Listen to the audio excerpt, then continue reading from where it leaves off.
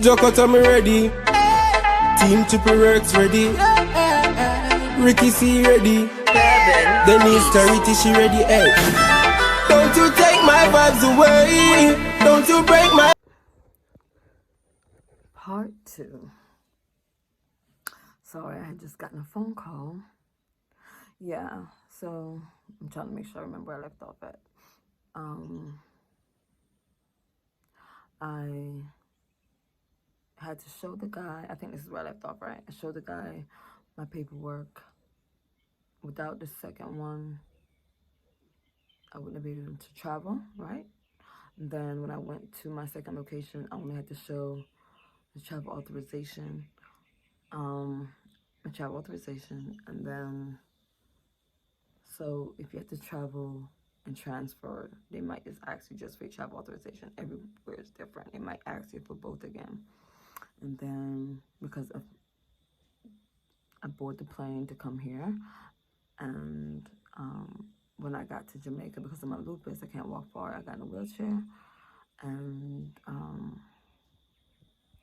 kind of irritated because I thought part 2 was recorded and it didn't, and now I have to do it over again. I thought I pushed the recorded button, and I was ranting, and the crap didn't record. So I'm kind of irritated because I said a lot. Okay, what else? Yeah, so when I got off the plane,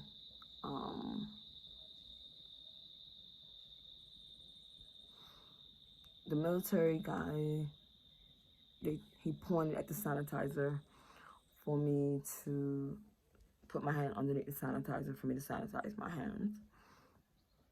And yeah, the military people helped escort you off the plane.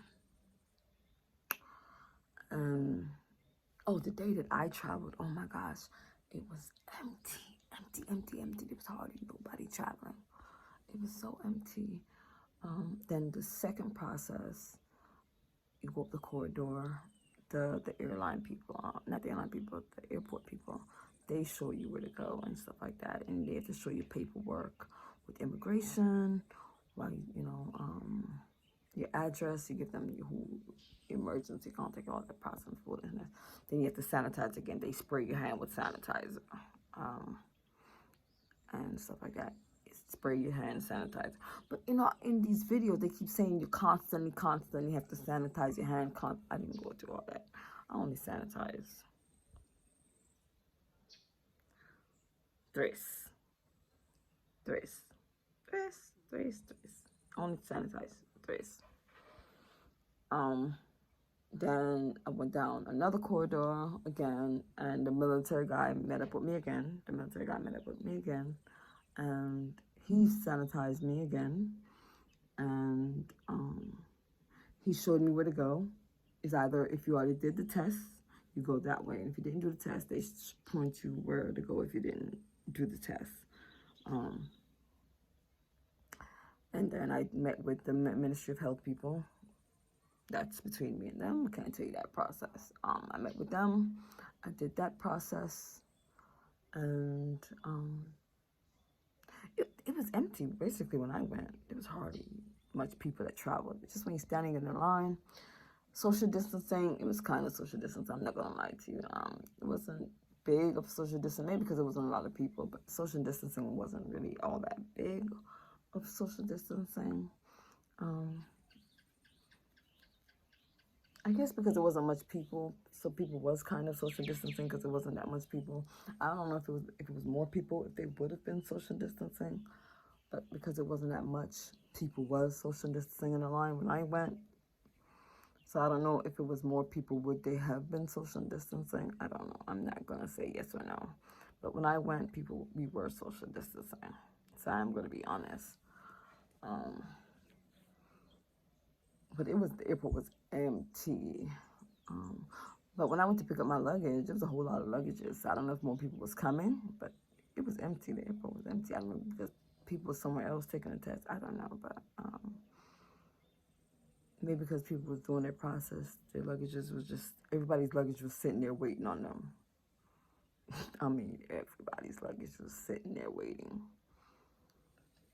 Oh, in the airport outside,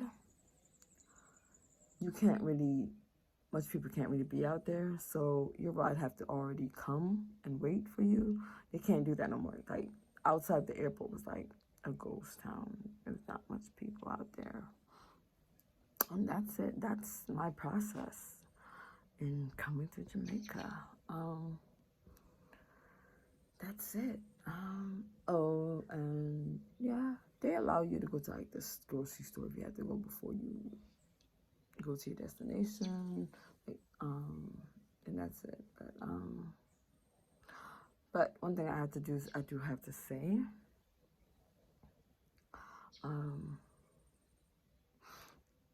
the virus is going on all over.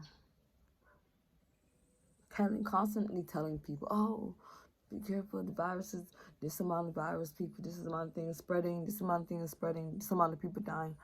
People everywhere do not need to constantly need to hear about that. Let me tell you, because it's all about you being safe for yourself. I've been practicing safety before this virus came about. When I started going to school for medical, I've been washing my hand with soap. I don't touch the pipe with my hand after washing it for years before this damn virus came around. I never do that. After I wash my hand, I don't touch the doorknob after washing my hands.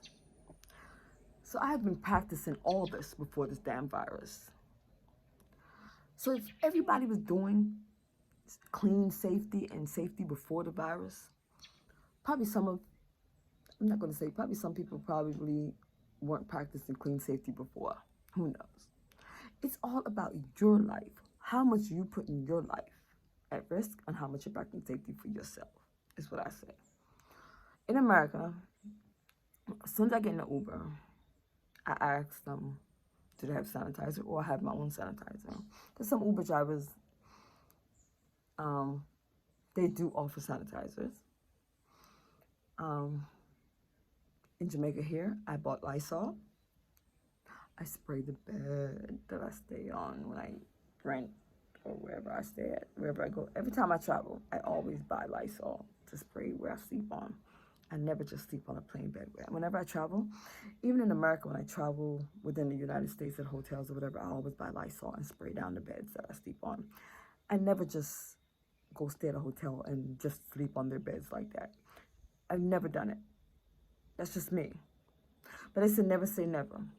But I have not done it yet. Every time I go stay at a hotel, even when I travel out of the country, foreign countries, I've always made sure I had a Lysol. Even if it's little pocket Lysols, I've always made sure I bought one so I can spray the beds that I sleep on. That's just me. Maybe for my health, maybe it's just a precaution. But that's just how I've always traveled. That's just me. Here with my personal car, because when it's not with me, I don't know who else is driving in the car. You know what I do? I bought a big Lysol. I spray down the doorknobs. I spray down the seats. I don't know who's in that car. They might have the virus. I don't know. I have 2 autoimmune diseases. I have to be cautious for my health. It's how you want to live your life. I know there's a pandemic going on. It's going to be around for years. It's not going to be this big. It's going to die down, but it's still going to be out there. It's still going to be out there. It's probably not going to be this big, but it's going to still be out there, and another one is going to come. It's just for us to make sure in our daily life we keep practicing safety, and it makes sure it becomes our traditional part of our life. Luckily for me, I've been doing it for years, and it's just in me to do it. Right now, for me to keep hearing about people dying from this and people dying from this, I'm still trying to get over one family member who just passed away. I can't even get over that one person. I still have not grieved his death yet. I don't want to hear about other people dying from this pandemic, because right now in my mind, I'm still thinking maybe that's what he died of. I don't know. I just don't want to talk about that. Right now, I can only say for me, I'm trying to survive in this pandemic. I just can't hear, oh, it's spreading, oh my God. Try to survive. You try to survive and know how to survive. You guys, for me, try to survive. Is all I ask. You, my friends, my loved ones, try to survive. I love you guys. Ricky C ready. Denise Charity she ready. Hey, don't you take my vibes away. Don't you break